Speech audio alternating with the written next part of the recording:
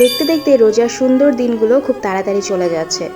আসলে সুন্দর সময়গুলো হয়তোবা খুব তাড়াতাড়ি চলে যায়, আর সময়টা সুন্দর থাকে বলেই আমরা উপলব্ধি করতে পারি না যে কতটা দ্রুত চলে যাচ্ছে। আর আমাদের তো প্রতিদিন একটা চিন্তাই থাকে, সকালবেলা ঘুম থেকে ওঠার পর থেকেই মাথায় ঘুরতে থাকে আজকে কি রান্না করব, ইফতারের জন্য কি করব, সেহরির জন্য কি করব। তো সব চিন্তা ভাবনা নিয়ে সকালবেলা ঘুম থেকে উঠে কিচেনে ঢুকে পড়তে হয়। আর প্রতিদিনের মতো আজকেও কিচেনে ঢুকে পড়েছি চিন্তা করতে করতে কি রান্না করব। আজকের জন্য সিম ফুলকপি দিয়ে একটা তরকারি রান্না করব, তার সাথে একটা ভাজি করে নিব। আর ফুলকপিটা এভাবে করে পানিতে ভিজিয়ে রাখলে অনেক ভালো, যেহেতু ফুলকপিতে অনেক টাইমে পোকা থাকতে পারে, সো পানিতে ভিজিয়ে রাখলে পোকাগুলো বের হয়ে যায়। আর এখানে সিম, আলু, পেঁয়াজ সব কেটে নিয়েছি, তার সাথে ভেন্ডি ভাজি করব, আর মাছও ভিজিয়ে রেখেছি। শুধু তো রান্না করলে হবে না, ইফতারের জন্য আয়োজন করতে হবে, তাই এখানে ডিম আলু সেদ্ধ দিয়ে দিয়েছি। তার সাথে সাথে জান বাঁচার জন্য সকালের নাস্তাটাও রেডি করে নিচ্ছিলাম। তো ওকে আজকে রুটি ভেজে দিব।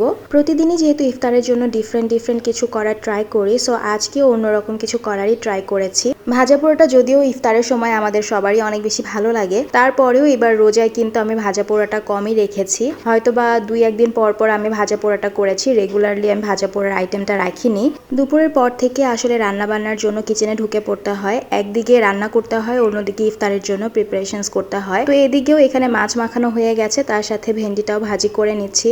আর ভেন্ডি ভাজিও কিন্তু খুব বেশি মজা লাগে, আর এখন যেহেতু সিজনাল ভেন্ডি পাওয়া যাচ্ছে, তাই ভেন্ডির টেস্টটাই কিন্তু অন্যরকম। সবজির দাম এত বেশি বেড়ে গিয়েছে যে কি বলবো, রান্না করার সময় সবসময় চিন্তা করি আমরা তো তাও খেতে পারছি, যারা গরিব মানুষ আছে তারা কিভাবে করে খাচ্ছে, তারা তো মাছ মাংসের কথা চিন্তাই করতে পারে না। আর এর মধ্যে সবজির দামও যদি এত বেশি বেড়ে যায় তারা কি খাবে। আর এই তো এখানে আমি টোস্ট বিস্কিটটা গুঁড়ো করে নিয়েছি, আমি ডিম আলু দিয়ে চপ ভাজবো, তো এটার জন্য আমার লাগবে। আর এখানে দুধও গরম করে নিচ্ছি।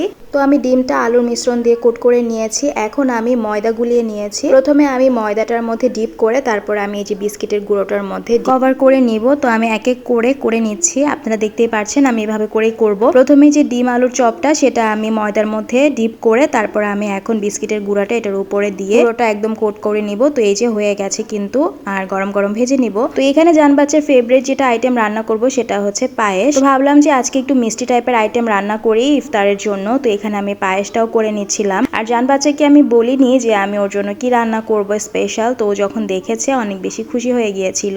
আর এই যে পাশাপাশি আরেক চুলায় রান্না তো চলছেই, সিম আলুর যে তরকারিটা সেটা আমি টমেটো দিয়ে দিলাম। আর আমার কাছে তরকারিতে টমেটো, ধনিয়া পাতা তো মাস্ট লাগবে, কিন্তু কেন জানি আগের মতো সবজিতে না টেস্টটা পাওয়া যায় না। আগে ফুলকপি সিমের যে টেস্টটা ওইটা না এখন আর পাওয়া যায় না। আপনাদের কি মনে হয় বলেন তো? আর এই যে এখানে পায়েসও হয়ে গেছে, একদম ঘন ঘন হয়ে গেলে তারপর আমি পায়েসটা নামিয়ে ফেলবো। যার জন্য রান্না করছিলাম সে তো স্মেলেই চলে এসেছে যে মা তুমি কি রান্না করছো, এত সুন্দর স্মেল বের হয়েছে। আর ওকে আমি বললাম যে আমি তোমার জন্য পায়েস রান্না করছি, ও তো অনেক খুশি হয়ে গেছে। আর এই তো এখানে আরেকটা আইটেম করবো ইফতারের জন্য, সেটা হচ্ছে বাঁধাকপির পাকোড়া। তো বাঁধাকপিটা আমি ভালো মতো ধুয়ে নিয়েছি, তারপর এক এক করে হলুদ, মরিচ, লবণ, জিরার গুঁড়া, ধনিয়া পাতা, পেঁয়াজ, কাঁচামরিচ দিয়েছি।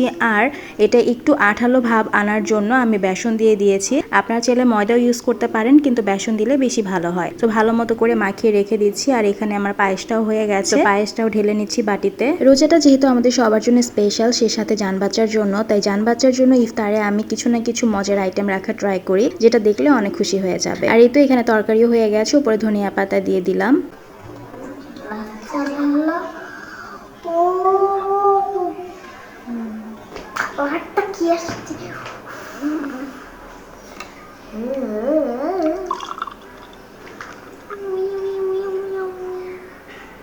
জান বাচ্চার এক্সপ্রেশনস দেখলেন, আসলে ও লাচ্ছি খুবই পছন্দ করে। বাসায় দই থাকলেই বলবে মা আমাকে লাচ্ছি বানিয়ে দাও। সো লাচ্ছি বানানোতে সে অনেক বেশি হ্যাপি হয়ে গেছে।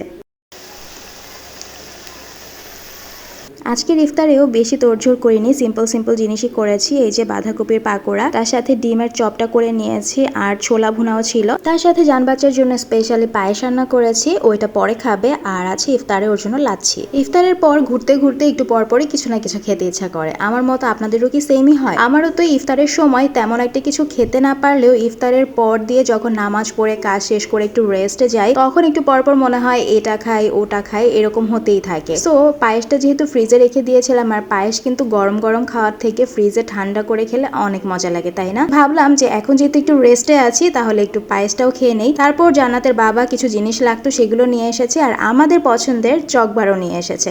এখন জান বাচ্চা আর আমি মিলে বসে বসে চিল করব, আর এই চকবারটা খাবো। আমরা দুইজনই হ্যাপি। চিয়ার্স করো, চিয়ার্স করো, চিয়ার্স। সো আমরা এখন আইসক্রিম খাই আর আপনাদের কাছ থেকেও বিদায় নিয়ে নিয়েছি। দেখা হবে অন্য কোনো দিন অন্য কোনো ব্লগ নিয়ে ইনশাআল্লাহ। সে পর্যন্ত ভালো থাকবেন, সুস্থ থাকবেন। আল্লাহ হাফেজ।